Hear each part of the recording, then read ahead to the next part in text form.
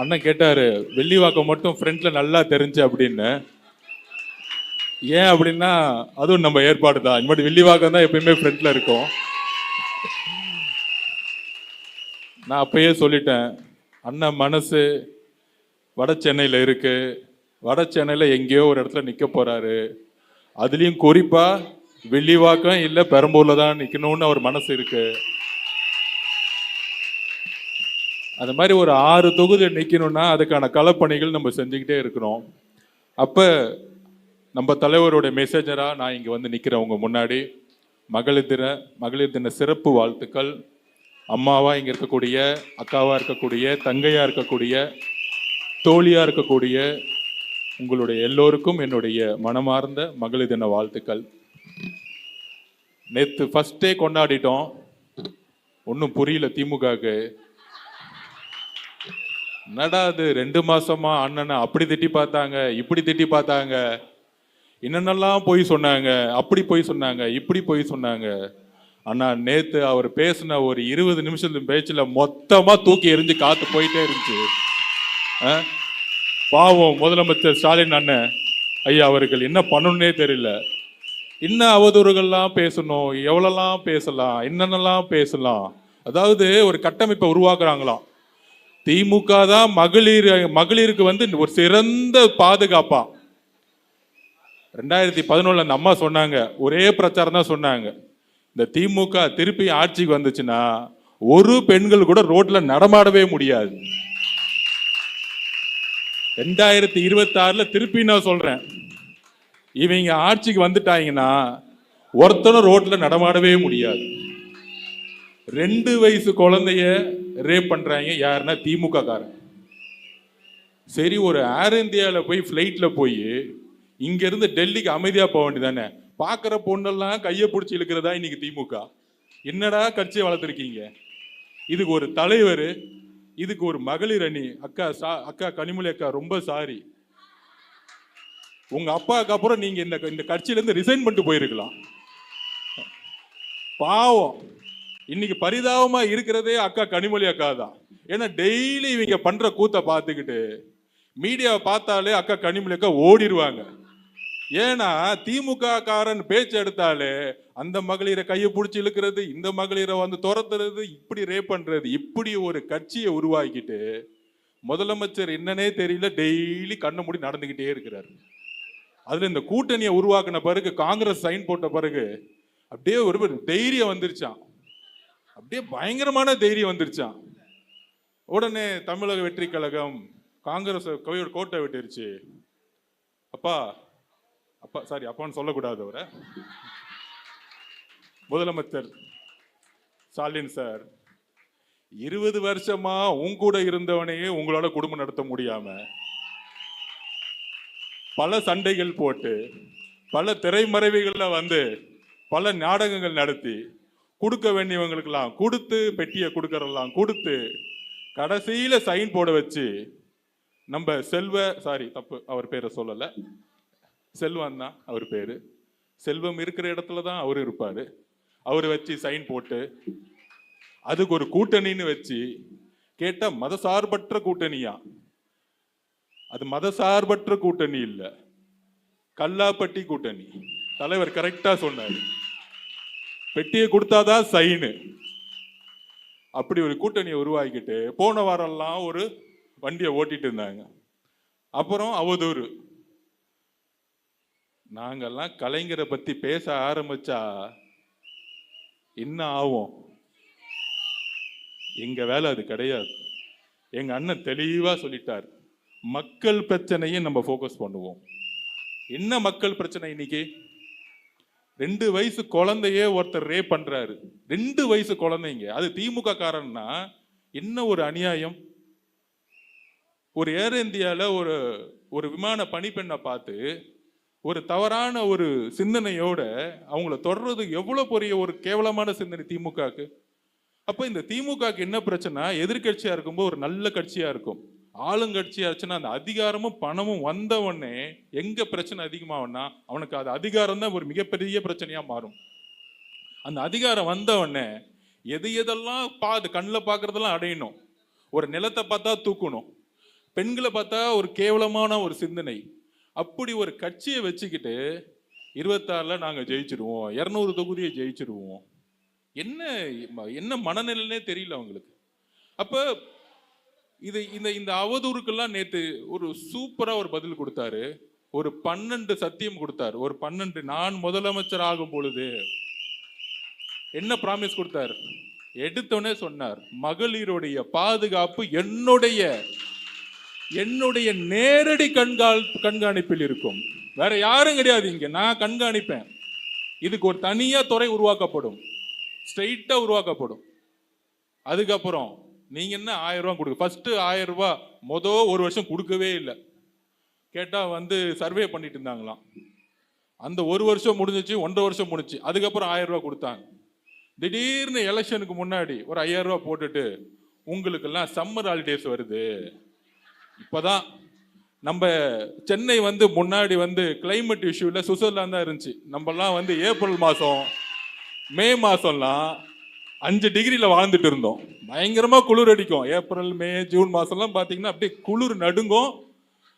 அவங்க அப்பா கருணாநிதி கலைஞர் ஐயா தான் நமக்கெல்லாம் சொட்டர் கொடுத்தாரு குளிர் அப்ப. அதுக்கப்புறம் போர்வை கொடுத்தாரு. குளிர் தாங்க முடியாது. கலைஞர் ஐயா காலத்திலேயே ஸ்டாலின் சாரோடைய ஃபர்ஸ்ட் 4 வருஷம் கம்பளிலாம் கொடுத்தாங்க.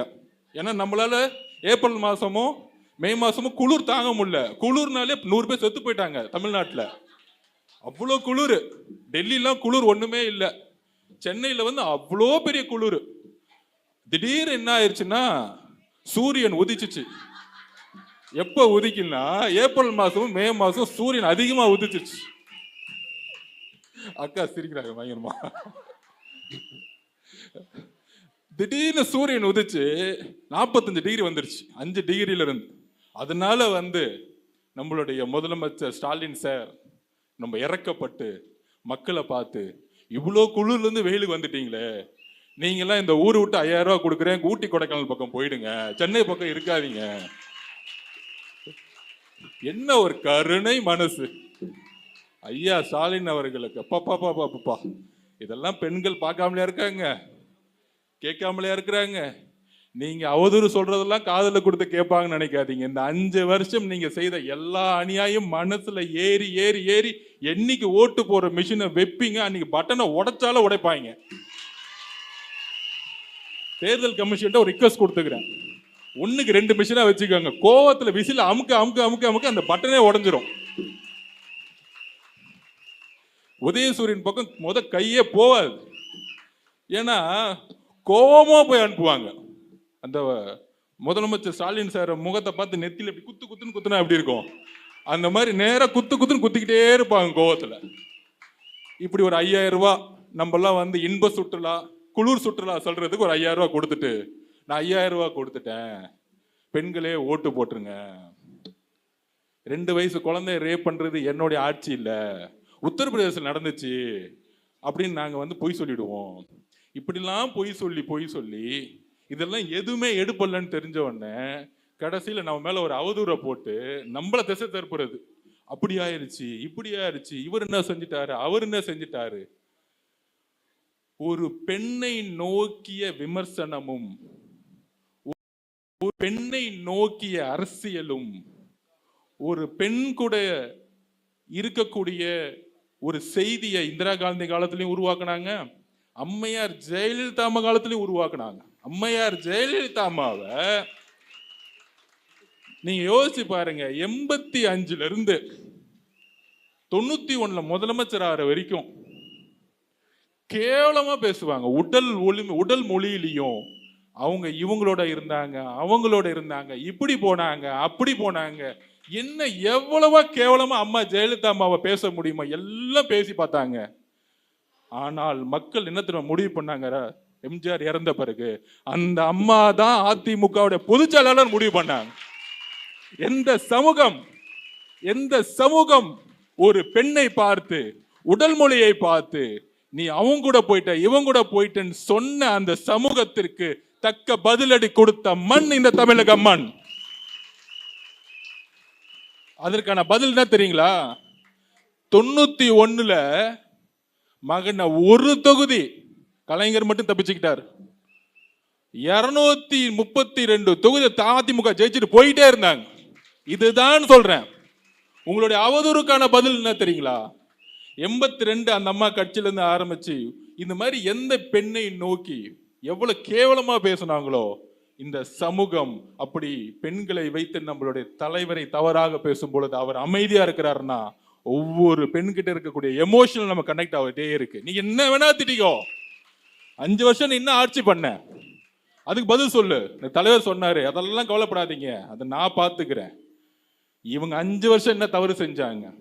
எங்க திரும்பினாலும் ஊழல், எங்க பார்த்தாலும் ஊழல். ஒரு கவர்மெண்ட் ஆபீஸ்க்குள்ள போக முடியுமா? இன்னைக்கு ஒரு இபி டிபார்ட்மெண்ட்ல 36% ஏத்தி இருக்காங்க. யாரு விலை ஏத்துனது? பஸ் ஃப்ரீ, ஒன்லி பிங்க் பஸ்ல மட்டும்தான் ஃப்ரீ. ஆனால் நம்ம தலைவர் என்ன சொன்னாரு? தமிழகம் முழுவதும் பெண்களுக்கும் இலவசம்னு சொல்ல, கட்டணமில்லா பேருந்து. அது ஏன் தெரியுமா சொன்னாரு? நாங்க டிஸ்கஷன்ல இருக்கும்போது எங்க கிட்ட கேட்டாரு. பொதுவா ஒரு டிஸ்கஷன்ல இருக்கும்போது அது ஏன் மாவட்டத்துக்குள்ள ஒரு பிங்க் பஸ் போட்டு போகணும்? ஒரு சாதாரண கூலி தொழிலாளியோடைய வீட்லையும் ஒரு மிடில் கிளாஸ் ஃபேமிலியும் ஒரு லோயர் ஏழை மக்களுடைய குடும்பத்தில் என்ன தெரியுமா பிரச்சனை? ஒரு அம்மா தன்னுடைய அப்பா அம்மா வீட்டுக்கு போறதா இருந்தாலும் குழந்தைங்களை கூட்டிட்டு திடீர்னு போகணும், தீபாவளியோ பொங்கலுக்கோ ரம்ஜானுக்கோ கிறிஸ்துமஸ்க்கோ போறதா இருக்கட்டும், ஏன் ஒரு 3 மாசத்துக்கு அம்மாவை பார்த்துட்டு வரதா இருக்கட்டும், இல்லை அப்பாவை பார்த்து வரணும்னா தன்னோட கணவன்கிட்ட போய் கேட்கும் பொழுது அந்த கணவன்கிட்ட காசு இருக்காது. நீங்க போயிட்டு வந்தீங்கன்னா ஒரு 2000 ரூபாய் செலவாகும், பஸ்ஸுக்கே 1500 ரூபா ஆகும். அப்படி ஒரு பிரச்சனை இருக்கும் பொழுது அப்ப தலைவர் முடிவு பண்ணார், என் தங்கை, என் அம்மா, என் அக்கா, என் தங்கச்சி கன்னியாகுமரி டு சென்னை வரைக்கும் பஸ் ஃப்ரீ. பஸ் கட்டணம் இல்லாம போட்டோம். கன்னியாகுமரியில சென்னை வரணுமா? எல்லா பெண்களுக்கும் கட்டணம் இல்லா பேருந்து, பெஸ்ட் பேருந்து கொடுப்போம். எங்கேயும் நிக்க வேண்டாம், பஸ் ஸ்டாண்ட்ல நிக்க வேண்டாம். அது என்ன பிங்க்? இந்த திமுக உண்மையிலே அறிவே இல்லை. பெண்களுக்கு பிங்க் மட்டும்தான் பிடிக்குன்னு யார் சொன்னது? என்ன அறிவே இல்லையா? ஒரு பெண்ணை ஒரு கலர்ல சுருக்கிடுவீங்களா? நான் எங்க ஆபீஸ்ல எல்லாருமே தோழிகள் தான் வேலை பார்ப்பாங்க. நான் இப்போ ஒரு 100 பேர் இருக்கும்போது கேட்டேன், உங்களுக்கு என்ன பிங்க் மட்டும் தான் பிடிக்குமா? யாருன்னே சொன்னா, ஏன்னா எப்ப பார்த்தாலும் பிங்குக்குள்ளே எங்களை அடைக்கிறீங்க? அதுவே ஒரு டிஸ்கிரிமினேஷன். ஏன் ஒரு நிறத்தில் அடைக்கணும்? எனக்கு கருப்பு பிடிக்கும்னா எனக்கு பச்சை பிடிக்கும், எனக்கு இது பிடிக்கும், அது பிடிக்கும். ஏதோ ஒரு சினிமா பார்த்துட்டாரு நினைக்கிறேன், பிங்க் பஸ். அந்த பிங்க் பஸ் ஓட்ட உடஞ்ச பஸ்ல பெயிண்ட் அடிச்சு வச்சுட்டாங்க, எவனும் ஏறவே முடியாது. அப்ப தலைவருடைய ப்ராமிஸ் என்ன? தமிழகம் முழுவதும் இந்தியாவிலேயே முதல் மாநிலம் இது. முதல் மாநிலத்தில் டிக்ளேர் பண்ணாங்க. எத்தனை 500 கிலோமீட்டர் நீங்க தூத்துக்குடியில இருந்து சென்னை வாங்க, இல்ல தூத்துக்குடியில இருந்து தஞ்சாவூர் போங்க, இல்ல கன்னியாகுமரியில இருந்து மதுரை போங்க, எங்க வேணா போங்க, உங்க அப்பா அம்மாவை பார்க்க போங்க, உங்க குழந்தைகளை கூட்டிட்டு போங்க, உங்களுக்கு கட்டணமில்லா பேருந்துங்கிறத அனௌன்ஸ் பண்ணது எங்களுடைய தலைவர். ஒரு பெண்ணுடைய வழியிலிருந்து இப்படி ஒரு சத்தியம் செய்யும் பொழுது அவரை நோக்கிய விமர்சனம் எந்த அளவிற்கு தவறுங்கிறது நேத்து கொடுத்த பிராமிஸ்ல இருந்து தெரிஞ்சிருச்சு. அப்ப என்ன விமர்சனங்களை வேணா பண்ணுங்க, என்ன நாடகம் வேணா நடத்துங்க, ஆனால் தமிழக மக்கள் அதை நம்பவே மாட்டாங்க. அப்ப ஒவ்வொரு விஷயமும் பார்த்து பார்த்து பண்றாரு. கேஸ் சிலிண்டர் எதுக்கு? நேத்து 60 ரூபாய் ஏறிடுச்சு. இவங்க என்ன சொன்னாங்க? வந்தபோது 100 ரூபாய் கம்மி பண்றேன், கேஸ் சிலிண்டர் ஃப்ரீ தரேன். ஆனால் அவர் சொன்னது என்ன? விறகு அடுப்புலையும் மண்ணிலும் இன்னைக்கும் பல தாய்மார்கள் இன்னைக்கு கேஸோடைய விலை ஏறுறதுனால இன்னைக்கு சமைச்சிட்டு இருக்காங்க. அப்ப என்ன சொன்னாரு? குறைந்தபட்சம் அவருக்கு தெரியுது, குறைந்தபட்சம் ஒரு 45 நாள் ஒரு சிலிண்டர் வரலாம் ஒரு 4 பேர் இருக்க இடத்துல. அப்ப 6 சிலிண்டரை நம்ம கொடுப்போம்னு டிக்ளேர் பண்ணிட்டார் நேத்து. அப்ப அவருடைய தேர்தல் அறிக்கை கிடையாது, அவருடைய கனவு திட்டம். இத்தனை நாள் சொல்லிட்டு இருந்தாங்க அவருக்கு திமுகவை திட்டதான் தெரியும், ஸ்டாலின் ஐயா தவறுகளை சொல்லதான் தெரியும், இவர் தமிழ்நாட்டுக்கு வந்தா என்ன செய்வார்னு சொல்ல மாட்டேங்கிறாரு அப்படின்னு சொல்லும் பொழுது நேற்று ஒரே மகளிர் தின மீட்டிங்ல மொத்தமா முடிச்சுட்டாரு. மகளிரோட சந்தோஷத்தை மொத்தமா முடிச்சுட்டாரு. தமிழகம் முழுவதும் எல்லாரும் சந்தோஷம். அப்பாடா, எனக்கு இங்க இருந்து கன்னியாகுமரியில இருந்து நான் தூத்துக்குடி போறதா இருந்தா, இல்ல கன்னியாகுமரியில சென்னை போறதா, இனிமேட்டு வந்து எந்த பாரமும் எனக்கு கிடையாது குழந்தைங்களோட போறதா. அப்ப அந்த அளவிற்கு ஒவ்வொரு பெண்ணுடைய மனசிலிருந்து தாய் மாமன் சீருங்கிறாரு. திமுக புரியவே இல்லை. என்னடா திடீர்னு இப்படிலாம் சொல்லிட்டு இருக்காரு. அதான் உறவு. ஒரு குழந்தை பிறந்த உடனே நான் அரசு மூலியமா ஒரு மோதிரம் போடுறேன்னு சொல்றப்பாரு, அதுதான் தாய் மாமன் சீரு. இதுக்கு மேல என்ன வேணும்? அப்புறம் கல்யாணம் பண்ணா அம்மா அம்மா ஃபர்ஸ்ட் ஒண்ணு பண்ணாங்க. அம்மா முன்னாடி வந்து தங்கத்துக்கு தாலின்னு ஒண்ணு கொடுத்தாங்க, அதை ஒழிச்சுட்டாங்க வந்தவொடனே. இவங்களுக்கு தான் நம்பிக்கையே இல்லையே. அப்ப யோசிக்கிறாரு, ஓகே நல்ல விஷயமாச்சே, ஏன் இதை செய்யல? அப்ப உடனே யோசிச்சு என்ன சொல்றாரு, 8 கிராம், 8 கிராம்னா 1 பவுன். ஒரு சாதாரண ஒரு சாதாரண கிராமப்புறத்திலேயோ, ஒரு கூலி தொழிலாளியோ, ஒரு மிடில் கிளாஸ் ஃபேமிலியோ ஒரு தாலி செய்யறதுக்கு, குறைந்தபட்சம் சின்னதா தாலி செய்யறதுக்கு இன்னைக்கு வந்து மினிமம் ஒரு பவுன், 4 பவுன் இல்ல 2 பவுன், 1 பவுனோட சேர்ந்து அடுத்த பொருட்களையும் சேர்த்து செய்வாங்க. ரொம்ப ஏழ்மையா இருக்கிறாங்க. 1 பவுனோட விலை என்ன இன்னைக்கு உங்களுக்கு சொல்லுங்க? 1,25,000 ரூபாய். உங்களுக்கு தெரியும், விலை வேற ஏறிக்கிட்டே இருக்கு. கல்யாணம் பண்ணா 1,25,000 என்னுடைய முதல் சீரா ஒரு தாலி கொடுக்குறேன்னு சொன்னார்ல, இதுதான் எங்க தலைவர். ஐயோ 1,25,000 ஆயிடுமா, எப்படி கொடுக்கலாம், செய்ய முடியுமா? உடனே கேள்வி கேட்பாங்க, இவருக்கு பொருளாதாரம் தெரியுமா? அதுக்கு ரொம்ப சிம்பிளா சொல்லிட்டார். நீங்களே சொல்லுங்க, இன்னைக்கு ஒரு ரோடு போடுறாங்க, சரி ரோட விட்டுருங்க, ஒரு கக்கூஸ் கட்டுறாங்க திமுக, எத்தனை % கமிஷன் அடிப்பாங்க? கணக்கு இல்ல, நான் சொல்றேன் கணக்கு. ஃபேமிலிக்கு 20%, மினிஸ்டருக்கு 5%, ஆபீசர்ஸுக்கு 5%, 30%. ஓகேங்களா? அதுல 30% யார் டாக்ஸ்? ஜிஎஸ்டி மாதிரி தமிழ்நாட்டில் ஒரு டாக்ஸ் இருக்கு, ஸ்டாலின் டாக்ஸ். அதான் நேற்று சொன்னார். நீங்க ஒரு ரோடு போறதா இருக்கட்டும், ஒரு கக்கூஸ் கட்டுறதா இருக்கட்டும், ஒரு இபி ப்ராஜெக்டா இருக்கட்டும், ஒரு வீடு கட்டுறதா இருக்கட்டும், ஒரு பிடபிள்யூ டிபார்ட்மெண்ட் இல்ல ஒரு ஸ்கூல் கட்டுறதா இருக்கட்டும், ஏன் வந்து இடிஞ்சு விழுற மாதிரி இருக்கு? வெள்ளக்காரன் கட்டின ரிப்பன் பில்டிங் இன்னும் இருக்கு, இவங்க கட்டின ஹாஸ்பிட்டல் உடஞ்சிக்கிட்டு இருக்கு, ஸ்கூல் உடஞ்சிக்கிட்டு இருக்கு. ஏன்? Stalin tax, Stalin sir tax. Stalin sir டாக்ஸ்னா எவ்வளவு? எஸ்எஸ்டின்னு சொல்லலாம், இனிமேல் ஜிஎஸ்டிக்கு பதிலா எஸ்எஸ்டி. எஸ்எஸ்டி 30% போகுது. 30%னா நேற்று கணக்கு சிம்பிளா எடுத்துட்டாரு, 4 லட்சம் கோடி ரூபாய்ப்பா பட்ஜெட். அப்போ 30% எவ்வளவு ஆச்சு? 1,20,000 கோடி ரூபாய். 1,20,000 கோடி ரூபாய் எடுத்து நான் ஸ்கீம்ஸ் கொடுக்க போறேன். எனக்கு ₹1 காசு தேவையில்லப்பா, நான் முடிவு பண்ணிட்டேன். அடிக்கிற கொள்ள குடும்பத்துக்கு போகுது, எனக்கு வேண்டாம். என்னுடைய குடும்பத்தையும் மீறி தான் அரசியலுக்கு வந்திருக்கேன்னு ஓப்பனா டிக்ளேர் பண்ணிட்டாரு. அதுக்காக தான் இவ்வளவு பிரச்சனையை பேஸ் பண்ணிட்டு இருக்காரு அவரு. இதுதான் உண்மை. எல்லாரும் சொல்லி பார்த்தாங்க அரசியலுக்கு வராதுன்னு மிரட்டினாங்க. இது என் லைஃப்லயே நடந்திருக்கு. நீங்க பார்த்துருக்கீங்களா? நான் தமிழக வெற்றி கழகத்துல பொதுக்குழுல இறங்கி பேசிட்டு அப்பதான் இறங்குவேன். உங்களுக்கு தெரியும், நான் கோவமா இல்ல, உண்மையை பேசுவேன்.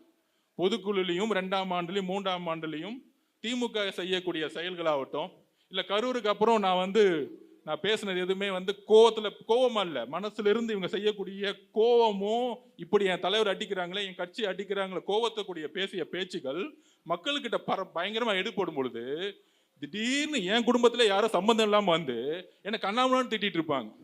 ஏன்னா திமுக இருந்து கொடுத்த மிரட்டல்கள். உங்களுக்கே தெரியும் யார் யாரெல்லாம் திட்டிருப்பாங்க அப்படின்னு. நான் இதுக்கும் பதில் கொடுத்ததே கிடையாது. திடீர்னு என்ன திட்டிக்கிட்டே இருப்பாங்க. அப்ப எனக்கே அப்படின்னா திமுக அண்ணன் தலைவருக்கு எவ்வளவு நெருக்கடிகள் கொடுப்பாங்க யோசிச்சு பாருங்க. அது குடும்பமாவும் இருக்கட்டும், சொந்த பந்தங்களா இருக்கட்டும், எவ்வளவு தொல்லைகள் கொடுப்பாங்க. ஏன் அண்ணன் இபிஎஸ் அண்ணனுக்கு ஏன் தொல்லை கொடுக்க மாட்டேங்கிறாங்க? அவரு ஜாலியா 194 தொகுதி அவர் பாடி போயிட்டு இருக்காரா? நீங்க கண்டுக்கிட்டீங்களா? நான் கண்டுக்கிட்டோமா? மக்கள் கண்டுக்கிட்டாங்களா? இல்லையே. அதனால திமுகவும் கண்டுக்கல. அவ்வளவுதான். இதுக்குள்ள அரசியல் இருக்கு. ஆனால் நம்ம தலைவர் 6 மாவட்டம் தான் போனார். அதுக்குள்ள கரூர்ல ஒரு மிகப்பெரிய கொலை வெறியாட்டத்தை செஞ்சது யார்? செந்தில் பாலாஜி அவர்கள். செந்தில் பாலாஜி எதுக்கு செய்யறாரு? அவருக்காக செஞ்சுக்கிட்டாரா? இல்ல. உண்மையை தெரிஞ்சுக்கணும். அடுத்த வாரிசு யாரு? மு.க. ஸ்டாலின் அவர்களுக்கு அப்புறம் உதயநிதி ஸ்டாலின் அவர்களுக்கு யார் எதிரி? அவ்வளவுதான் வித்தியாசம், நீங்க புரிஞ்சுக்குவாங்க. அப்ப அவருடைய மகனுக்கு யார் எதிரியா வந்து நிக்கிறா? நம்ம எதிரி யாரு நினைச்சது இல்ல. நம்ம அரசியல் நல்ல நிர்வாகத்தை கொடுக்கறதுக்கு தலைவர் வந்திருக்கிறார். அப்ப இவர் 6 டிஸ்ட்ரிக்ட் போயிட்டாரு, இன்னும் 30 டிஸ்ட்ரிக்ட் போகட்டா என்ன ஆகும்? அவ்வளவுதான், பெரிய சூறாவளி வந்து இவர் வீட்டுல எப்படி முடக்கலாம். அப்ப செய்யக்கூடாததை செய்ய நினைச்சு அதனால பல பழிகள் ஏற்பட்டு அந்த பழியை தூக்கி நம்ம மேல போட நினைச்சு அதுக்கு அவங்களே போலீஸ் ஆபீசர் அப்பாயின்ட் பண்ண பொழுதுதான் நம்ம சுப்ரீம் கோர்ட்டுக்கு போனோம். சுப்ரீம் கோர்ட் ஒரு நியாயமான விசாரணை வேணும்னு ஒரு ஜட்ஜ் அப்பாயின்மெண்ட் பண்ணிட்டாங்க. இவங்க விசாரணை நடந்துச்சுன்னா என்ன பண்ணிருப்பாங்க? இந்நேரம் நான் ஜெயில இருந்திருப்பேன். இன்னைக்கு வரைக்கும் நான் வெளியே வந்து பேசியிருக்க முடியாது. அண்ணன் ஆனந்தனர்கள் வெளியே வந்து பேசியிருக்க முடியாது. அவரு ஜெயிலுக்கு போயிருப்பாரு. எல்லாரையும் ஜெயிலுக்கு போயிட்டு கரெக்டா பிப்ரவரி மாசம் இந்த 41 பேருக்கு நீ தான்ப்பா தப்புன்னு அவங்க போட்டாங்களே ஒரு நம்பர் கமிஷன். அந்த அம்மா காலையில 6 மணிக்கே வந்துட்டாங்க. நீங்க பாத்திருப்பீங்களான்னு தெரியாது. கரூர் அன்னைக்கு காலையிலே வந்துட்டாங்க. வந்து இது தப்பு அது தப்புன்னு அப்பயே பேச ஆரம்பிச்சிட்டாங்க. ஹைகோர்ட்ல ஒரு கேஸ் போட்டு திமுக காரன் கேஸ போட்டு எஸ்ஓபி கேஸ் பதிலாக நமக்கு எஸ்ஐடி கேஸ் போட்டு விட்டாங்க. எஸ்ஐடினா போலீஸ் ஆஃபீஸர் அவங்களே போட்டுக்கிட்டாங்க. அப்ப என்ன அர்த்தம்? கோர்ட்டே நமக்கு எதிராக திரும்பிருச்சு. திமுக எங்க போய் ஒளிஞ்சுக்கிச்சு? கோர்ட்டுக்கு முன்னாடி ஒளிஞ்சுக்கிச்சு. இந்த தப்பை தான் நம்ம சுப்ரீம் கோர்ட்ல போய் கேட்டோம். இன்னைக்கு அந்த கேஸ் போயிட்டு இருக்கு. அப்ப நம்மளை முடக்கி எஸ்ஓபி போட்டு எந்த கூட்டம் நடத்த விடாம, எஸ்ஓபின்னா என்னன்னு உங்களுக்கு புரியும். இப்ப நான் இங்க கூட்டம் நடத்தணும்னா இங்க இருக்கிற எஸ்பி கிட்ட நான் பர்மிஷன் வாங்கணும். அந்த மாதிரி நம்ம எங்க கூட்டம் நடத்துறதா இருந்தாலும் போலீஸ் ஆபீசர்கிட்ட பர்மிஷன் வாங்காம நம்ம போக முடியாது. அதே மீறி போனா என்ன தெரியும்? அண்ணனை பாக்குற எத்தனை லட்சம் பேர் வருவாங்கன்னு உங்களுக்கு தெரியும். அந்த கூட்டத்தில் திருப்பி தவறாச்சுன்னா திருப்பி நம்ம மேல பழின்னு போடுவாங்க. அப்ப காவல்துறையோட அனுமதிக்காக எத்தனை மாசம் நம்ம காத்திருக்க வேண்டியதா இருக்கு? காத்துட்டே இருக்க வேண்டியதா இருக்கு. அதனாலதான் இன்னைக்கு 5000 பேர் வச்சு மீட்டிங் நடத்திட்டு இருக்கோம். ஏன்னா திமுகக்கு 32 மாவட்டத்துக்கும் தலைவர் போயிடக்கூடாது. வீட்டுல முடக்கணும். வீட்டுல முடக்கிட்டு போலீஸ் பர்மிஷன் கொடுக்காம இல்ல அவர் வீட்டுல ஜாலியா இருக்கக்கூடிய ஆளு, அவர் வந்து பிரச்சாரம் பண்ண மாட்டாரு அப்படின்னு ஒரு பொய்யான தகவலை பரப்புறது. இதையும் மீறி அவர் பிரச்சாரம் பண்ண ஆரம்பிச்சிட்டாரு. அப்புறம் அவர் வேற என்னெல்லாம் மொழிகள் சொல்லி அவர் அடிக்கலான்னு பிரச்சாரத்தை ஆரம்பிச்சிட்டாங்க. நான் திருப்பியும் சொல்றேன், அம்மா ஜெயலலிதா அவர்களுக்கு ஏற்பட்டதையும் எம்ஜிஆர் அவர்களுக்கு என்னெல்லாம் ஏற்பட்டுச்சோ, என்னெல்லாம் அவரை சொல்லி சொல்லி சொல்லி திட்டினாங்களோ அதையெல்லாம் மக்கள் பொறுமையா கேட்டுக்கிட்டே இருக்கிறாங்க. இந்த பொறுமையா கேட்டு என்ன பண்ணுவாங்க? 77 திமுகவை தூக்கி எறிஞ்சாங்க. அவர் உயிரோட இருக்கிற வரைக்கும் அவங்க எந்த காலத்திலும் வந்ததா வரலாறே கிடையாது. இதுதான் உங்களுக்கு மக்கள் அவங்க மேல கொடுத்த பதிலடி. அதே மாதிரி நீங்களும் சரி நம்மளும் நம்புவோம். இன்னைக்கு அவங்க சொல்றாங்களே பெருசா கூட்டணி உருவாக்கிட்டோம், அண்ணா ஓபிஎஸ் அண்ணா வந்தா கூட புடிச்சு போட்டுக்குவோம், யாரை வேணா புடிச்சு போட்டுக்குவோம், நம்ம ஜெயிச்சிடலாம். ஒரு கிரிக்கெட் மேட்ச் நடக்கும், T20, இன்னும் 40 நாள் தானே இருக்கு. இந்தியா ஜெயிக்கவே நினைக்காதுன்னு நினைச்சாங்க. ஒரு மேட்ச் 6 பாலுக்கு 6 சிக்ஸர் அடிச்சாங்க. அந்த மாதிரி நோட்டிபிகேஷன் வரட்டும், எலெக்ஷன் நோட்டிபிகேஷன் வரட்டும். நம்ம அண்ணன் ரோடா போகும்போது அப்போ ஒரு மிகப்பெரிய மாற்றம் வரும். ஒவ்வொரு ரோடா போட்டு இருக்கும்போது மக்களோட எழுச்சி அன்னைக்கு பார்ப்பாங்க. நீங்க முடக்கி வைக்க முடியாது. அவதூறும் சூழ்ச்சியும் மக்கள்கிட்ட எடுபடாது. ஏன்னா நீங்க தான் ஆளுங்கட்சி, நீங்க தான் எல்லா தவறும் செஞ்சிருக்கோம். ஒவ்வொரு மாவட்டத்துக்கும் ஒவ்வொரு மன்னர்களை உருவாக்கிட்டாங்க. அங்கேயா திருச்சியா, அங்க நேரு குடும்பம், இந்த பக்கம் பொன்முடி குடும்பம், அந்த பக்கம் செந்தில் பாலாஜி குடும்பம், இப்படி ஒவ்வொரு மன்னர்களை உருவாக்கக்கூடிய ஒரு மனநிலையை உருவாக்கி மக்கள் வெறுத்து போயிருக்காங்க. அப்ப இபிஎஸ் ஐயாவுடைய பிரச்சாரம் தோல்வியில முடிஞ்சிருச்சு. அப்ப மக்களுடைய ஒரே நம்பிக்கை என்ன? நம்மளுடைய தலைவருடைய பேச்சும் பிரச்சாரம் மட்டும்தான். அதை எப்படிலாம் முடக்கலாம்? அவரை முடக்கலாமா? ஐயோ அவர் முடங்கிட்டாரு, கரூருக்கு அப்புறம் அவர் முடங்கிட்டாரு, கட்சி காணா போயிடுச்சு. இல்ல, திருப்பி எந்திச்சு வந்துட்டே இருந்தார். திருப்பி அவதூறு சொற்கள், திருப்பி எந்திரிச்சு வந்துட்டே இருக்கிறார். நீ இவ்வளவு பேசிட்டியா? மகளிர் தின அன்னைக்கு என்னுடைய குறிக்கோள் என்ன, என்னுடைய செயல் திட்டம் என்ன, நான் ஆட்சிக்கு வரும்போது என்னுடைய அக்கா தங்கைக்கு நான் என்ன பண்ணுவேன்னு சொல்லிட்டு போய்கிட்டே இருந்தார். இதுதான் பதில், ஒரே பதில் இதுதான். ஒரு நெகட்டிவா பிரச்சாரம் பண்ணா, அதாவது இன்னும் சிம்பிளா உங்களுடைய மொழியில சொல்றேன், அவங்க நெருப்பை ஏத்திக்கிட்டே இருக்கிறாங்க. நீங்க பாக்குறீங்க, ஐயோ எரியுதே அப்படின்னு நினைச்சு நீங்க கவலைப்படுறீங்க. என்னப்பா இப்படி எரிச்சுக்கிட்டே இருக்கிறாங்க, தீப்பெட்டி வச்சு எரிச்சு பெருசாக்கிட்டு இருக்காருங்க. ஆனா நம்ம அண்ணனை பொறுத்த வரைக்கும் ஒரு பேச்சு என்ன தெரியுமா? ஒரு பேச்சுங்கிறது ஒரு மிகப்பெரிய கனமழை. ஒரு புயலோட ஒரு மழை வந்தா என்ன ஆகும்? எவ்வளவு பெரிய நெருப்பையும் அந்த மலை அதோட நெருப்பை காண போயிட்டே இருக்கும். அந்த அந்த மலை துளிய மகளிர்களுடைய கண்ணீர் துளியா பார்க்கிறேன். இதுதான் உண்மை இன்னைக்கு தமிழ்நாட்டில். அந்த கண்ணீர் துளிகள் சேர்ந்து சேர்ந்து சேர்ந்து நீங்க நெருப்பை நெருப்பு ஏத்த ஏத்த ஏத்த ஏத்த ஒரு பெரிய மலையாக வந்து அந்த நெருப்பை தூக்கி எறிகிற மாதிரி எங்களுடைய தலைவருடைய பிரச்சாரமும் பேச்சும் உங்களுடைய அவதூறு சொற்களை தூக்கி எறிஞ்சுக்கிட்டு இருக்கு. இதுதான் உண்மை. நீ 2 மாசமா திட்டிட்டு இருக்க, பொய் பிரச்சாரம் பண்ணிட்டு இருக்க, என்னென்னமோ பண்ணி பாக்குற. ஆனால் ஒரே ஒரு பேச்சு 15 நிமிஷம் 20 நிமிஷம் ரொம்பலாம் பேசல. இதுதான் நான் செய்ய போறேன் 12 மாசத்துல. இப்ப அவன் ஒண்ணுமே புரியல. என்ன செய்யலாம்? இந்த 12 ப்ராமிஸுக்கு பதிலாக என்ன செய்யலாம்? 2500 பதிலாக பேசாம 4000 ரூபாய் சொல்லிடலாமா? மக்கள் நம்பிடுவாங்களா? அவங்க தான் வந்து குளிர் காலத்துல இருந்து கோடை காலமா மாத்தினாங்களே, சம்மர் ஃபீஸ் மாதிரி. அந்த மாதிரி ஏதாச்சும் செஞ்சிடலாமா அப்படின்னு ஒரு யோசனை. இல்ல பேசாம பஸ் வந்து தமிழ்நாடு முழுசும் சொல்லிட்டாங்க, நம்ம வந்து காஷ்மீர் வரைக்கும் ஃப்ரீன்னு சொல்லிடலாமா? ஐயோ, அது மோடி கிட்ட பர்மிஷன் வாங்கணுமே. நம்ம சொல்லிடலாமே, நான் காஷ்மீர் வரைக்கும் ஃப்ரீ நினைச்சேன், மாண்புமிகு பிரதம மந்திரி மோடி அவர்கள் சூழ்ச்சினால நான் சொல்ல முடியல. நான் பிரதம மந்திரி ஆனவன திருப்பி நான் காஷ்மீர் வரைக்கும் ஃப்ரீயா விடுவேன்னு திருப்பி ஏத்துவாங்க 29ல. இப்படிதான் நீட்டுக்கு பத்தி சொன்னாங்க. என்ன சொன்னாங்க?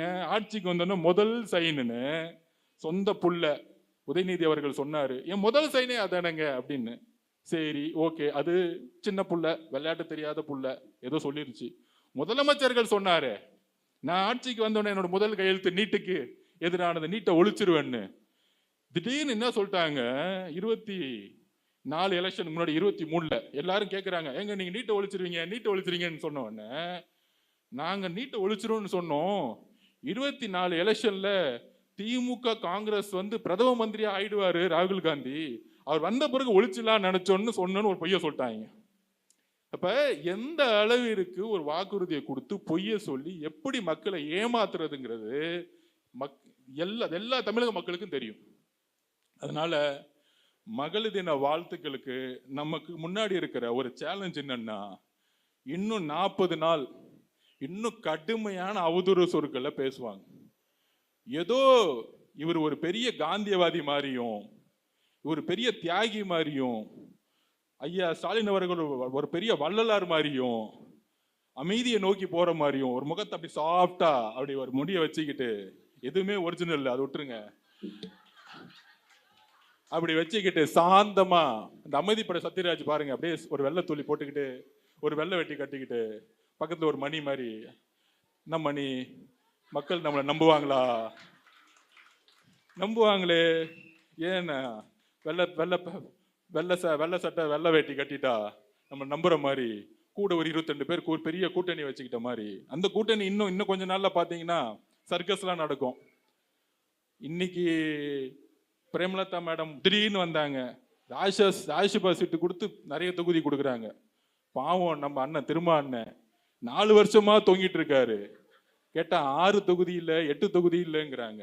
இதுக்கு மேல ஒரு தலித் தோழர்களுக்கு என்ன அவமானம் வேணும்? இந்த மாதிரி பல அவமானங்களை திமுக கண்டிப்பாக கொடுக்கும். கூட்டணி கட்சி இருக்கவங்க ஒருத்தனுங்களுக்கும் ஒண்ணு சேராது. மேல இருக்கக்கூடிய கட்சியில இருக்கிற ஒரு 10 கட்சிகளை ஒண்ணு சேர்த்துக்குவாங்க, அவங்களுக்கு எல்லாம் பெட்டி போயிடும். ஆனா கீழே இருக்க தொண்டர்கள் அழுதுகிட்டே இருப்பாங்க. அப்ப அவங்களுக்கான ஒரே நம்பிக்கை யாரு? தளபதி. 22 கட்சி கூட்டணியோடைய தலைவர்கள் சேர்ந்துட்டாங்க. இதை நோட் பண்ணிக்குவாங்க நல்லா. என்னது 22 கட்சி? ஃபார் எக்ஸாம்பிள் காங்கிரஸ் சேர்ந்துருச்சு, ஆனா 10 பேர் மட்டும் தான் சேர்ந்திருக்காங்க, கீழே கிடையாது, கீழே யாருமே கிடையாது. நீங்க யாராச்சும், நானே விசாரிச்சிருப்பேன், லேட்டஸ்டா சர்வே எடுத்தேன், காங்கிரஸ்ல இருக்கக்கூடிய 100 தோழர்கள் தோழிகள்ல 70 பேர் இனி டிவிக்கு வந்துட்டாங்க. என்னடா இந்த கட்சி என்ன பண்ணாலும் இந்த கட்சி உருப்படவே உருப்படாது. 50 வருஷமா காமராஜ் உருவாக்கணும்னு கடைசியில் கலைஞர் ஆட்சி உருவாக்கிட்டாங்க, ஸ்டாலின் ஐயா ஆட்சி உருவாக்கிட்டாங்க, அடுத்த உதயநிதி ஐயா ஆட்சி உருவாக்குறதுக்கு கதை சட்டைகள்லாம் கிளம்பிட்டாங்க. அதுக்கு மேல ஒரு 10 கட்சி 10 தலைவர்கள். கேட்டா பிஜேபி வந்துடும் பொய்யா பேசி சுத்திட்டு இருக்கிறது. இப்படிதான் 3 எலெக்ஷன் ஜெயிக்கிறது. இங்க யாரு முதலமைச்சர்? விட்டா நாளைக்கு வந்து பிரதம மந்திரி நரேந்திர மோடி அவர்கள் தான் இங்க சிஎம் கேண்டிடேட் பொய் சொன்னாலும் சொல்லுவாங்க. இங்க முதலமைச்சர் செய்யக்கூடிய தவறுகளை சொன்னா நம்மள திசை திருப்பி விடுவாங்க. நம்மள திசை திருப்புறதுக்காக தான் நமக்குள்ளேயே பல பிரச்சனைகளை உருவாக்குறது, பல அவதூறுகளை கிரியேட் பண்ணுவது. அது ஒரே வார்த்தையில சொல்றாரு, என்னுடைய பிரச்சனையை நான் பாத்துக்கிறேன். அவ்வளவு ஒத்து கிடையாது. நீங்க உங்க வேலையை பார்த்துட்டு மக்களோட பிரச்சனைக்காக போராடுங்க, ஃபீல்டுக்கு போங்க, அவங்க செய்யக்கூடிய செயல்களை செய்யுங்கன்னு சொல்லிட்டாங்க. அதனால நண்பர்களே, தோழர்களே, நமக்கான எதிர்காலம் மிகப்பெரிய வெற்றியுடன் 2026 மே மாதம் தொடங்க போகுது. அதை உறுதியாக நம்ம நம்புவோம். என்ன ஆனாலும், நான் திருப்பி சொல்றேன், என்ன ஆனாலும், இந்த வார்த்தையை நல்லா எழுதி வச்சுக்கோங்க, என்ன ஆனாலும் திமுக 2வது முறை ஜெயிச்சதா வரலாறே கிடையாது. மக்கள் தூக்கி எறிவாங்க.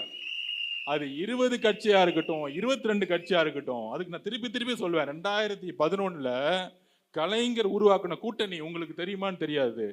கலைஞர் உருவாக்கின கூட்டணி யார் யார் தெரியுமா இருந்தாங்க? காங்கிரஸ் இருந்தாங்க கூட, பிஎம்கே இருந்தாங்க, விசிகே ஒன்னா இருந்தாங்க, 2 பேரும் பிரிஞ்சிருக்காங்க, அப்ப ஒன்னா இருந்தாங்க.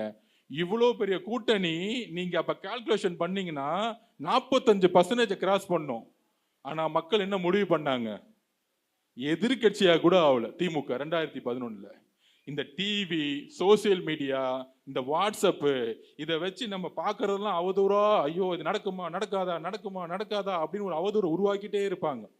இல்லை குறைந்தபட்சம் உங்க வீட்டுக்கு வந்து ஒரு 10,000 ரூபாய் கொடுத்து நீங்க வந்துருங்க, இவங்க ஜெயிக்க மாட்டாங்க, வாழ்க்கை ஃபுல்லா பார்த்துக்கோன்னு சொல்லுவாங்க. பொய்யா சொல்லுவாங்க. இந்த பொய்களை தூக்கி எறிந்து ஒரே ஒரு உண்மை நம்ம கிட்ட இருக்கு. நான் எப்பயும் திருப்பி நிறைய இடத்துல பதிவு பண்ணுவேன். ஏன் எம்ஜிஆர் 77 ஜெயிச்சார்? ஏன் கருணாநிதி அவர்கள் தோற்றார்? கருணாநிதி கிட்ட, ஐயா கருணாநிதி கிட்ட என்ன இருந்துச்சு? அண்ணா உருவாக்கிய கட்சியை கொடுத்துட்டு போன 71 200 தொகுதி ஜெயிச்சார். 72 77 வரைக்கும் 200 எம்எல்ஏ கட்சி, மிகப்பெரிய ஒரு பெரிய கட்சி திமுகங்கிற கட்சி. எம்ஜிஆருக்கு ஒண்ணுமே இல்லை, வெளியே வந்தார், தனியா வந்தார், கூட ஒரு 100 பேர் வந்தாங்க. ஆனா 77 எம்ஜிஆர் ஜெயிச்சார். மக்கள் ஏன் ஜெயிக்க வச்சாங்க? கருணாநிதி கிட்ட, ஐயா கருணாநிதி அவர்கிட்ட பணபலம் இருந்துச்சு, கட்சி இருந்துச்சு. நீங்க சொல்றாங்களே கட்சி இருக்கா, கட்டமைப்பு இருக்கா, பணம் இருக்கா, இது எல்லாம் ஐயா கருணாநிதி கிட்ட அப்ப இருந்துச்சு. ஒன்னே ஒண்ணு இல்லை. நீங்க சொல்லுங்க பாப்பா, என்ன இல்லைன்னு? உண்மை இல்லை, உண்மை இல்லை. கலைஞர் கருணாநிதி கிட்ட மக்கள் என்ன பார்த்தாங்க? எம்ஜிஆர் உன் கூட தானப்பா இருந்தாரு, உன்னை முதலமைச்சர் ஆக்குறதுக்கு எவ்வளவு கஷ்டப்பட்டாரு. 71 200 தொகுதி ஜெயிக்கும் போது நீங்க 2 பேரும் சேர்ந்தான பிரச்சாரம் பண்ணீங்க. கடைசியில அவரை தூக்கி வெளியே போட்டிய, அதிகாரம் வந்தவொடனே, பணம் பலம் வந்தவொடனே அந்த மனுஷனை போட்டு இவ்வளோ அடிக்கிறிய. கட்சிக்காரங்க கூட்டம் போட்டா போலீஸ் வச்சு அடிக்கிறிய. சினிமா படத்தை ரிலீஸ் பண்ண உடலையே. அவரை பர்சனலாவும் ஒரு தன்னுடைய குடும்பத்தை வச்சு அசிங்கமா பேச வச்சாங்களே. இதெல்லாம் இப்ப மட்டும் நடக்கல, எம்ஜிஆருக்கு நடந்துச்சு. இதெல்லாம் குடும்பமா அவங்க ஃபாலோ பண்ணக்கூடிய எத்திக்ஸ் இல்ல, மெத்தட்ஸ். அதெல்லாம் அவங்களுக்கு எத்திக்ஸ்னால என்னன்னு தெரியாது. அப்ப மக்கள் பார்த்து அவர் எம்ஜிஆர் அவர்களை தேர்ந்தெடுத்தாங்க. தேர்ந்தெடுக்கும் பொழுது கலைஞருக்கு புரியல, எம்ஜிஆர் அவர்களுக்கு தமிழே பேச தெரியாது அப்படின்னு பேசினாங்க, மலையாளின்னு பேசினாங்க, அவருக்கு என்னென்னமோ பர்சனலா கேவலமா பேசினாங்க. கட்சி கட்டமைப்பு இல்ல, பணம் இல்ல, இவரை நம்பி யாரு போவா, இவர் உருவத்தை பாரு, திருப்பி கேரளாக்கே ஓடிடுவாரு. இதையெல்லாம் தாண்டி எம்ஜிஆர் ஜெயிக்கும் பொழுது அன்னைக்குதான் மக்கள் ஒரு பாடம் எடுத்தாங்க திமுக கிட்ட. நீங்கள் எப்பெல்லாம் உண்மையா இல்லையோ மக்கள் உங்களை தூக்கி எறிவார்கள் என்கிற உண்மையை கலைஞருக்கு சொன்னாங்க. அதே மாதிரி அவருடைய வாரிசு மு.க. ஸ்டாலின் அவர்கள், ஐயா அவர்கள், நீங்க எல்லா பணபலமும் இருக்கு, வசதி இருக்கு, உங்ககிட்ட பெரிய கட்டமைப்பு இருக்கு, ஆனால் தமிழக மக்கள் 2021 உங்கள் ஓட்டு போட்டு தேர்ந்தெடுத்தது நேர்மையான ஆட்சி, பெண்களுக்கு பாதுகாப்பு, தன்னுடைய குடும்பத்திற்கு முக்கியத்துவம் கொடுக்காம இருக்கிறது, வாரிசு ஆட்சி உருவாக்காம இருக்கிறது. இதெல்லாம் அவர் பேசினாரு. அந்த எலெக்ஷனுக்கு முன்னாடி சன் டிவி மீட்டிங்ல எல்லாம் பேசினாரு. அப்ப இந்த அளவிற்கு மக்கள் எதிர்பார்ப்போட ஓட்டு போடும் பொழுது அதுல ஒண்ணு கூட செய்யாம வெறும் வெற்று விளம்பரங்களும் கூட, கூட்டணின்னு ஒரு 10 தலைவரை வச்சுக்கிட்டு சும்மா பிஜேபி வந்துரும்னு முதலமைச்சர் தேர்தலில் ஒரு பொய்யான கற்பனை கதைகளை உருவாக்கி 3 தேர்தல எலெக்ஷன்ல ஜெயிச்ச மாதிரி ஏன் இப்ப ஜெயிக்க முடியாதுன்னா, அப்ப எதிர்கட்சியில உங்களுக்கு இபிஎஸ் இருந்தாரு, இப்பொழுது எங்கள் அண்ணன் தலைவர் விஜய் அவர்கள் உங்களை எதிர்த்து நிற்கிறார். அப்படி ஒரு சக்தியை நீங்க பார்க்க முடியல. அந்த பயம்தான் டெய்லி அவதூறுகளை நீங்க பரப்பிட்டு இருக்கீங்க. அந்த அவதூறுகளை எப்படி எம்ஜிஆர் அவர்கள் எதிர்கொண்டு 1977 வெற்றி பெற்றாரோ, அதே மாதிரி அம்மா அவர்கள் எப்படி 1991 வெற்றி பெற்றார்களோ, 2026 தமிழகத்தின் முதல்வராக எங்களுடைய தலைவர் முதலமைச்சர் யாராலையும் தடுக்க முடியாது என்பதை உறுதியுடன் இன்னைக்கு மகளிர் தின வாழ்த்துக்களுடன் ஒரு உறுதிமொழியோட உங்களோட சொல்லி, தேர்தல்ல நம்மளுடைய பணி எப்படி இருக்குன்னா, நான் திருப்பி திருப்பி சொல்லிட்டே இருப்பேன் நம்மளோட தோழர்கிட்ட, வில்லிவாக்கம் மட்டும் இல்ல 234 தொகுதியும் வீடு வீடா பிரச்சாரம் போடும் பொழுது நம்மளுடைய கட்சியோட கட்டமைப்பு எங்க இருக்கு? பெண்கள் தான் கட்டமைப்பு, நீங்க தான். ஆண்கள்லாம் அதுக்கு அப்புறம் தான். இது பின்னாடி திமுகனா திடீர்னு ஒரு 1000 பேர் வேட்டி கட்டிட்டு வருவான். டிவிக்குன்னா ஒன்லி சேலை கட்டிக்கிட்டு அக்காக்களும் தங்கைகளும் எல்லாம் ஓடி வருவாங்க. இந்த மாதிரி ஒரு கட்சி தமிழ்நாட்டில் எங்கேயுமே இன்னைக்கு இல்லை. அந்த அளவுக்கு அதை உடைக்கிறதுக்கு தான் இவ்வளவு கேவலமான வேலையை பண்றது இவங்க. அப்ப இன்னைக்கு வேட்டி போய் அக்காக்கள் ஃப்ரண்ட்ல வந்துட்டாங்க, நீங்க முன்னாடி போங்க, நாங்க வேட்டி கட்டிக்கிட்டு பேண்ட் போட்டு உங்க பின்னாடி வரோம்.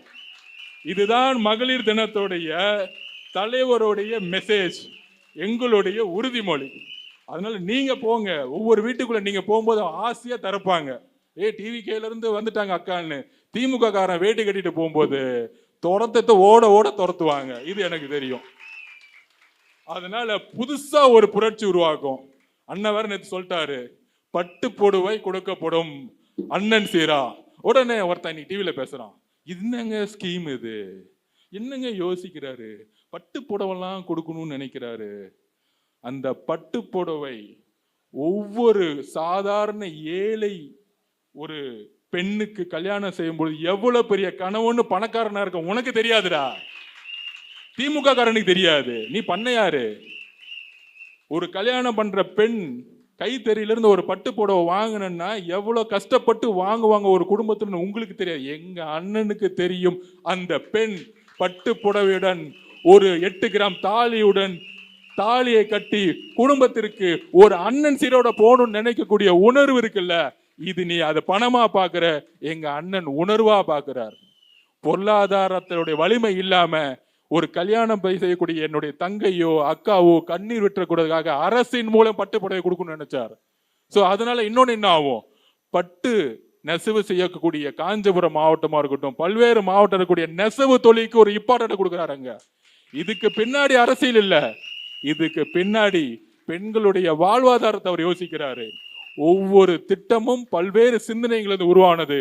ஆனா எல்லா சிந்தனையும் திருப்பி சொல்றேன், எல்லாமே பெண்களுக்கான திட்டமாக மட்டும்தான் அவர் உருவாக்கிட்டு இருக்காரு. அதனாலதான் நான் சொல்றேன், இன்னுமேட்டு டிவிக்கோட பிரச்சாரம் அக்காக்களும் அம்மாக்களும் தங்கைகளும் முன்னாடி போனோம். தம்பிங்களா சூப்பர், இன்னைக்கு நிக்கிறீங்க பாத்தீங்களா, அக்காக்கள்லாம் உட்கார்ந்துட்டு இருக்காங்க, தங்கைங்களா நம்ம எல்லாம் நிக்கிறோம் பாத்தீங்களா, இது போதும். மித்த கட்சிலாம் சேரே கொடுக்க மாட்டாங்க, அப்படியே போயிடுவாங்க. பார்த்துட்டு ஐயோ இந்த கூட்டத்துக்கு வந்தா பயமா இருக்கு, அதுவும் திமுக கூட்டத்துக்குள்ள போனா என்ன ஆகும்னு நமக்கே தெரியல. அதான் யாரும் பிளைட்ல போகும்போதே ஏதோ பண்றாங்களே. அதனால நமக்கான வாழ்க்கையும் நமக்கான பாதுகாப்பும் ஒரு வளமான வாழ்க்கையும் தமிழக வெற்றி கழகத்தினால் மட்டும்தான் உருவாக்க முடியும். அதை நம்புவோம். நமக்கான பயணம் ஒரு சிறப்பா மகிழ்ச்சியா இருக்குங்கிறத சொல்லி, அப்புறம் இன்னுமேட்டு வீடு வீடா உங்களோட நானும் வரணும்னு நினைக்கிறேன். அப்ப நான் உங்க குடும்பத்துல ஒரு ஆளா ஆகணும்னு நினைக்கிறேன். உங்க வீட்டுக்கு அடுத்த வாரத்துல இருந்து வரணும்னு நினைக்கிறேன். நான் கொஞ்சம் சைவம், கொஞ்சம் மதியானம் சைவ சாப்பாடா எனக்கு ரெடி பண்ணிருங்க. வில்லிவாக்கம் ஃபுல்லா ஒரு ரவுண்ட் அடிக்கும் போது எனக்கு சாப்பாடு உங்க வீட்டுல தான். நீங்க எல்லாம் சமைக்காதீங்க, நீங்க என் பின்னாடி தேர்தல் பிரச்சாரத்துக்கு வந்துருங்க. வீட்டுல யார் இருக்காங்களோ அவங்க சமைப்ப வைப்போம். இத்தனை நாள் நம்ம சமைச்சது போதும். இனிமேட்டு அண்ணங்கிட்ட எல்லாம் சொல்லிடுங்க, கஷ்டம் சொல்றீங்களா யூடியூப்பா சமைக்க சொல்லுங்க, யூடியூப்பா சமைச்சிடலாம். கஷ்டம் தெரியட்டுமே, நம்ம பண்ற கஷ்டம்லாம் தெரியட்டுமே. எனக்கு என் பாட்டி தான் ரொம்ப பிடிக்கும். அதுக்கப்புறம் ஏன்னா எங்கள் அப்பா அம்மா சின்ன வயசுல இழந்துட்டேன். அதுக்கப்புறம் நான் ஒரு ஆளை உங்களுக்கு இப்போ இன்ட்ரடியூஸ் பண்ணி விடுறேன். ஏன்னா உங்களோட வீட்டுக்குள்ளே வரும்போது என் வீட்டிலேருந்து ஒரு ஆள் நம்ம இங்கே வரணும்ல. ஆமாம், சீதா லக்ஷ்மி என்னுடைய தங்கை, என் தங்கச்சி.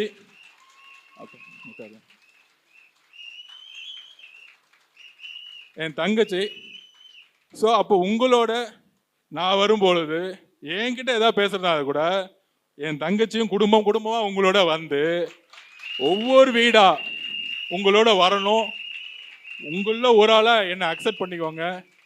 இந்த சின்ன வீட்டுக்கு வருவாரா, பெரிய வீட்டுக்கு வருவாரா, குடிசை வீட்டுக்கு வருவாரா, இந்த ஜாதிக்கு வருவாரா, அந்த ஜாதிக்கு வருவாரா, இவர் பணக்காரராச்சு? சத்தியமா இல்லை. எங்க அம்மா ஒரு சாதாரண விவசாயி, என் கண்ணு முன்னாடி இறந்து போனவங்க, வசதி வாய்ப்பு இல்லாம ரொம்ப ரொம்ப ஏழ்மையில இருந்து ஸ்போர்ட்ஸ் கோட்டால கவர்மெண்ட் ஸ்கூல்ல வந்து படிச்சு இன்னைக்கு ஒரு பேங்கை உருவாக்கி அந்த பேங்கை வித்துட்டு வந்த காசை வச்சு அரசியல் மொத்தமா வரணும்னு அண்ணன் சினிமா விட்டு வந்த மாதிரி என் தொழிலை விட்டு வந்துட்டேன்.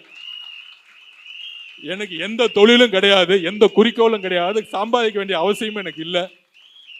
அப்ப உங்களோட 234 தொகுதியில் இருக்கக்கூடிய நான் சுத்தணும்னு நான் வந்து கிளம்பிட்டேன். அப்ப உங்களோட ஒவ்வொரு வீடா வரணும்னு நினைக்கிறேன். என்ன உங்க வீட்டுக்குள்ள உங்களுக்குள்ள இந்த சின்ன வீடு அதெல்லாம் கிடையாது. ஒரு தட்டு, ஒரு கொஞ்சம் சாதம், ஒரு சாம்பார், ஒரு உருளைக்கிழங்கு பொரியல், அவ்வளவுதான் எனக்கான செலவு, அவ்வளவுதான். அதுக்கு மேல நீங்க வந்து எதுவும் யோசிக்காதீங்க. கொஞ்சம் கொஞ்சம் போனா பீட்ரூட் பொரியல், அவரைக்காய் பொரியல், அவ்வளவுதான். இவ்வளவுதான் ஏன் சாப்பாடு. காலையில கொஞ்சம் இப்பயும் பழைய சாதம் சாப்பிட்றேன், நைட்டு ஒரு சப்பாத்தி சாப்பிட்றேன், இவ்வளவுதான் ஏன் சாப்பாடு. இதுக்கு மேல நீங்க ரொம்ப யோசிக்காதீங்க. வந்தா வாழை எல்லாம் போட்டு இவ்வளவுலாம் வைக்க வேண்டாம். ஒரு காய்க்கு மேல சாப்பிட மாட்டேன். அதனால எளிமையா ஒரு 20 ரூபாய்க்குள்ள முடிச்சிடலாம். அதனால எனக்கான சமையலை ரெடி பண்ணிருங்க. அண்ணன் மாவட்ட செயலர்கிட்ட சொல்லிட்டேன், அடுத்த வாரத்துல இருந்து வீடு வீடா வரும் பொழுது அண்ணன் லஞ்சு மட்டும் 1 மணிக்கு சாப்பிட்டுருவேன், அக்காங்கிட்ட சொல்லி ரெடி பண்ணி வச்சிருங்க அப்படின்னு நீங்க ரெடி பண்ணி வச்சிருங்க. ஓகேங்களா? ஸோ அதனால எனக்கு மதமும் கிடையாது, ஜாதியும் கிடையாது, மொழியும் கிடையாது, ஆண் பெண் இதுவும் டிஃப்ரென்ஸும் கிடையாது. ஏன்னா என்ன வளர்த்தது எனக்கு 2 பேர் தான் வாழ்க்கையில வந்து ஒரு லெசனை கற்றுக் கொடுத்தாங்க. ஒன்று எங்க அம்மா, இன்னொன்று என் பெரிய அம்மா. எங்க அம்மா நல்லா படிப்பாங்க, பெரிய குறிக்கோள் இருந்துச்சு. ஆனா தன்னுடைய அம்மா கிட்ட சொல்ல முடியாம கல்யாணம் பண்ணிட்டு போன இடத்துல பல பிரச்சனையை செத்துட்டாங்க. ஆனா எங்க பெரியம்மா இருக்கு பாருங்க, பயங்கரமான கேடி. என் பாட்டிக்கிட்ட சண்டை போடும் சின்ன வயசுலயே. என்னது நீ என்ன சொல்றது, நான் என்ன பண்றேன்னு படிக்க போயிட்டாங்க. படிச்சு என்ன ஆனாங்க தெரியுமா? அப்ப ஒரு அடக்கி அடக்கி வச்ச ஒரு சமூகத்துல என்ன ஆனாங்கன்னா தமிழ்நாட்டுடைய ஃபர்ஸ்ட் ஐபிஎஸ் ஆபீசர் ஆயிட்டாங்க. அவங்க தான் திலகவதி ஐபிஎஸ், எங்க பெரியம்மா. திலகவதி ஐபிஎஸ் தமிழ்நாட்டிலேயே ஃபர்ஸ்ட் ஐபிஎஸ். எது? காவல்துறையில் ஆண்கள் மட்டுமே ஆதிக்கம் செலுத்தின இடத்துல எங்க பெரியம்மா அப்பயே எல்லாத்தையும் போட்டு பார்த்து காலி பண்ணிட்டு அன்னைக்கே ஃபர்ஸ்ட் டிஜிபி ஆயிட்டாங்க. அப்ப எவ்வளவு பேர்த்த பார்த்துருப்பாங்க. அவங்கள பார்த்து பார்த்து வளர்ந்தாள் நான். அப்ப எங்க பெரியம்மா ஒரு பெண்ணிடம் எப்படி கண்ணியமாக நடக்கணும், ஒரு பெண்ணுடைய உணர்வு எப்படி, ஒரு பெண்ணுக்கு என்னெல்லாம் பிரச்சனை இருக்கும் உடல்ல இருந்து மனதில் இருந்து சொல்லி சொல்லி எனக்கு வளர்த்துருக்காங்க. அதனால எனக்கு நான் ஓப்பனா சொல்லுவேன், நீங்க தான் பிரச்சாரத்தை முன்னெடுக்கணும், நாங்கெல்லாம் பின்னாடி வரோம். நான் அண்ணன்ட்ட சொன்னேன், அண்ணன் இந்த பூத்து கமிட்டி எல்லாம் பாத்தீங்கன்னா எல்லாமே முடிஞ்ச பெண்களா போட்டிருங்கண்ணே, அண்ணன்களோட சேர்ந்து உள்ள பெண்கள் போட்டோம், ஒரு பேனா பேப்பரை கொடுத்து ட்ரைனிங் கொடுத்து உட்கார வச்சிருவோம் அப்படின்னு சொன்னேன். அதனால இந்த ரவுடிசம், உங்களை மிரட்டுறது, உங்க மேல கொஞ்சமா ஏதாச்சும் டச் பண்ண வந்த லாஸ்ட் டைம் கூட சொன்னாங்க அவர் அக்கா, அண்ணன் அந்த இடத்துல பிரச்சனை பண்றாங்கன்னு. அதெல்லாம் நம்ம விஎஸ் பாபு இருக்கிறாரு, பாத்துக்குவாரு. வட சென்னையோட நம்ம அண்ணன் மாதிரியே ஒரு ராயப்பையங்க இருக்கிறாரு. நம்ம அழகா அந்த படத்துல பிகில் படத்துல அந்த பையன் கேரக்டர் நம்ம ஃபுட்பால் விளையாண்டுட்டு இருப்போம்ல, நம்ம அந்த விளையாடுவோம். அண்ணன் ராய பண்ண மாதிரி நம்ம விளையாடும் போது யாராச்சும் வம்புழுத்தா அவர் பாத்துக்குவாரு. தூக்கிட்டு போய் எங்கெங்கெல்லாம் என்னென்ன பண்ணுமோ அண்ணனுக்கு தெரியும். அதனால அண்ணன் விஎஸ் பாபு இருக்கிறாருன்னு சொன்னவொடனே எனக்கு ஒரு நார்த் மெட்ராஸ்ல எல்லாம் ஒன்றும் பிரச்சனை இல்லைப்பா அப்படின்னு ஆயிடுச்சு. ஏன்னா அவங்கள பத்தி தெரிஞ்சவங்க அவர் மட்டும்தான். அதனால சொல்றேன். அப்புறம் நம்மள அண்ணனுடைய முகம் இங்க இறங்கும் பொழுது மொத்தமா வாஷ் அவுட் ஆயிடும். அதனால தைரியமா இருப்போம். அண்ணா சொல்ற மாதிரி கான்பிடண்டா இருப்போம். வெற்றி நமதே.